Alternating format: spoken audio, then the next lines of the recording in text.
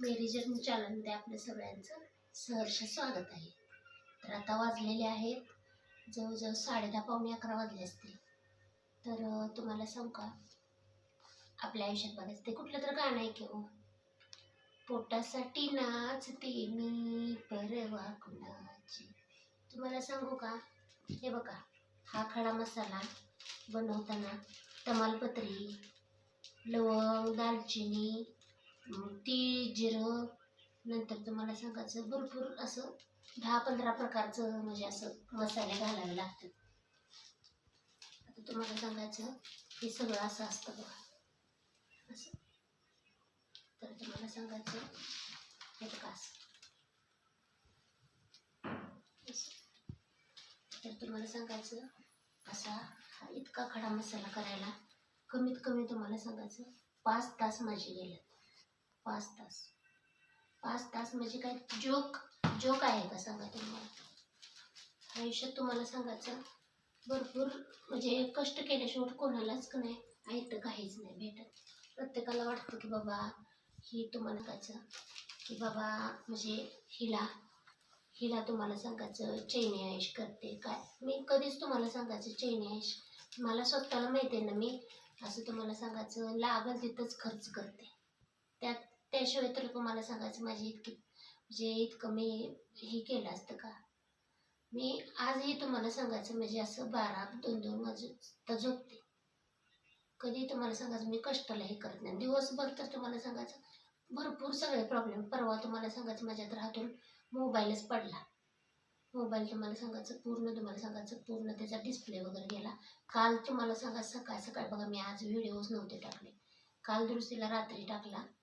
नंतर तुम्हाला सांगायचं सकाळी तो आणला आणि मग नंतर व्हिडिओ सोडले बघा.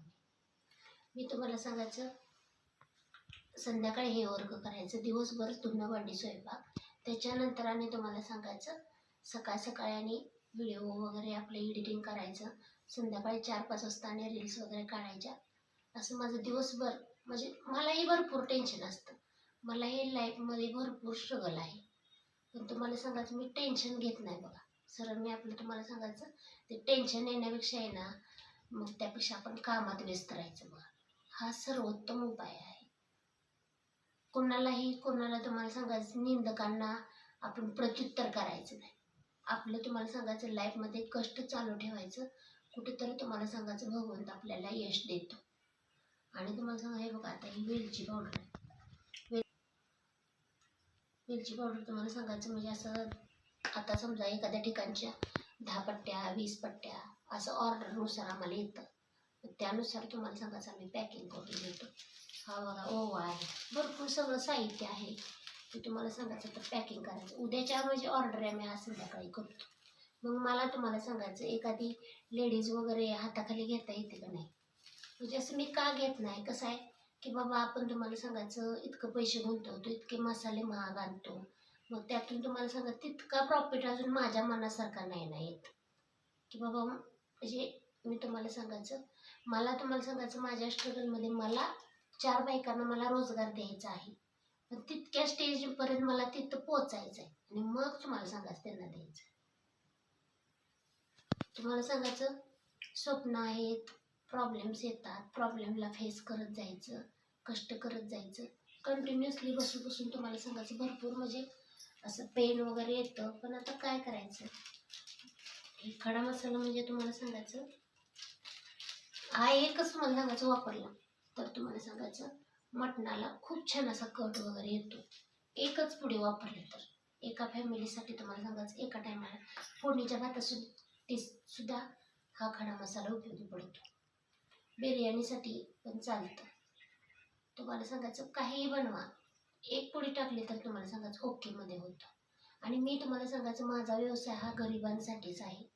गरिबांनी एवढं छोटं परवडतो, 10 रुपयाचं कुणीही घेऊ शकतं. तुम्हाला सांगायचं आता हा बघा 5 रुपयाची पुडी आहे, आम्ही तुम्हाला सांगायचं दुकानदारांना 2.5 ते 3 रुपयात होलसेलमध्ये देतो. दुकानदारांना आपल्यामुळं दुसऱ्यांनाही प्रॉफिट होतंय. मग तुम्हाला सांगायचं त्यांना तर पुढं ऐकतं विकायचं, आम्हाला तर तुम्हाला सांगायचं मटेरियल पहिला म्हणजे मटेरियलला पैसे घालायचे, त्याच्यानंतर तुम्हाला सांगायचं त्यातून तुम्हाला सांगायचं मग पूर्ण गाडीचे तेलाचे पैसे, भरपूर आम्हाला पण तुम्हाला सांगायचं हे असतं आणि आमच्या थ्रू तुम्हाला सांगायचं त्यांना विकल्याबद्दल निम्मे पैसे भेटतात. पण आजही तुम्हाला सांगायचं मी व्यवसायात कधी आत आले म्हणून व्यवसाय कधीही सोडला नाही बघा, करत राहणार आहे मी. आणि व्यवसायाने भरपूर दिलं पण नाही असं नाही, मला प्रॉफिट पण भरपूर दिला आणि मी कधी कधी लॉसमध्ये पण आले. तर मी तुम्हाला सांगायचं बरं, माझा फक्त मसाल्याचा व्यवसाय नाही, तुम्हाला सांगायचं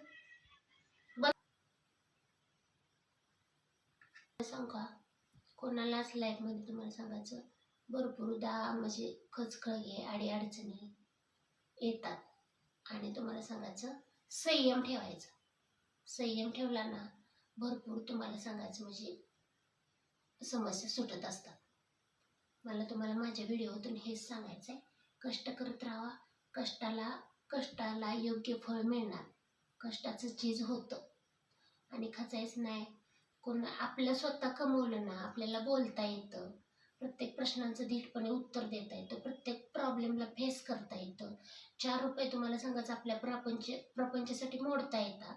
आपल्याही तुम्हाला सांगायचं थोडंफार जीवाला म्हणजे थोडंफार तरी आपल्याला तुम्हाला सांगायचं त्यातून आपल्याला म्हणजे स्वतःसाठी काहीतरी खर्च करता येतो. म्हणून तुम्हाला सांगायचं आणि मी तुम्हाला सांगायचं घरचाच उद्योग का शोधते, म्हणजे मसाल्याचा म्हणा, तुम्हाला सांगायचं पार्लर म्हणा, मी घरीच का करते का तर मला कसं आहे माझे पिल्लूकडे लक्ष देते, मला घरगुतीच मला व्यवसाय करायला आवडतो. त्याच्यानंतर आता यूट्यूबला सुद्धा मी तुम्हाला सांगायचं पिल्लूला शाळेत घालून मी माझं यूट्यूबला मी माझं स्वतःचं वर्क करू शकते. मी तुम्हाला सांगायचं आजही तुम्हाला सांगायचं पावसात जाऊन रील्स काढते, तेव्हा मला कुठेतरी व्ह्यू येतात बघा. पावसात भिजत मी काढते. आजारी पडलं हे तुम्हाला सांगायचं मी नाही स्वतःच्या जीवाचं, पण मला त्यात करायचं आहे ना तर मी करतच राहणार. मग त्यात लोक हसू देत, मला काही सुद्धा फरक पडत नाही. हसतात ना, आपण हसण्याचं तुम्हाला सांगा, हसण्याचे सुद्धा तुम्हाला सांगा कितीतरी क्रिएटर हसण्यामुळे तुम्हाला सांगा हसण्यामुळं कितीतरी त्यांचं नाव झाले. तर धन्यवाद. खूप मोठा व्हिडिओ होतोय. तर व्हिडिओ आवडला असेल, माझं कष्ट आवडला असेल तर माझ्या चॅनलला सगळ्यांनी लाईक शेअर सबस्क्राईब करा. धन्यवाद.